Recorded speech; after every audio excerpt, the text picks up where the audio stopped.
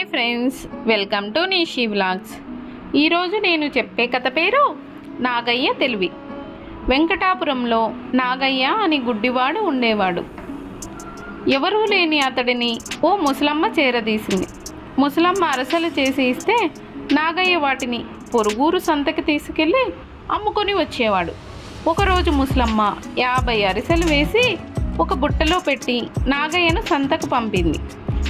అతడు వాటిని రూపాయికి 1 చొప్పున అమ్మి ఆ నాణాలను సంచిలో పోసుకొని తన ఊరి వాళ్ళైన 3 కలిసి ఇంటికి బయలుదేరాడు.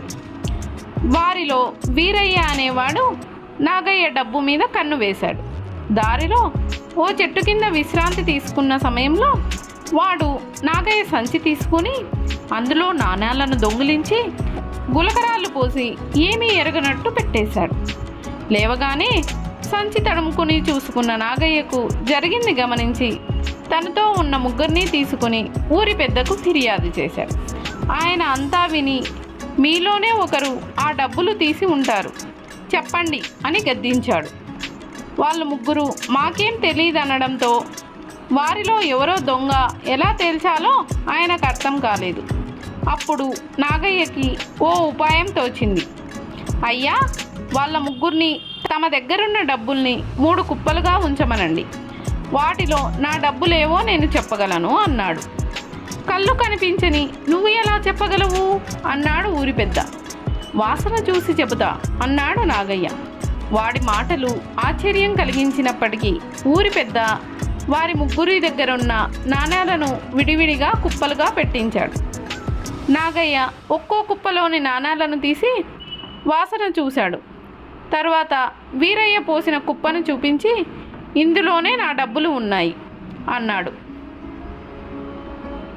అలా ఎలా చెప్పగలవు అని అడిగాడు ఊరి పెద్ద. అయ్యా, నేను సంతకు వచ్చే రోజు తలంతా ఆముదం పట్టించుకుంటా. నాకు ఎవరైనా రూపాయి ఇవ్వగానే దాన్ని అదృష్టంగా భావించి తల మీద పెట్టుకుని తర్వాత సంచిలో వేసుకుంటా.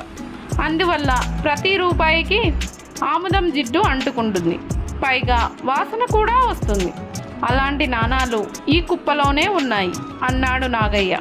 నాగయ్య తెలివికి ఊరి పెద్దతో పాటు అక్కడున్న వారంతా ఆశ్చర్యపోయారు. వీరయ్యను గద్దించి అడిగేసరికి తను చేసిన దొంగతనం ఒప్పుకున్నాడు. ఊరి పెద్ద వాడికి తగిన శిక్ష విధించి నాగయ్య డబ్బు అతడికి ఇప్పించి పంపించేశాడు.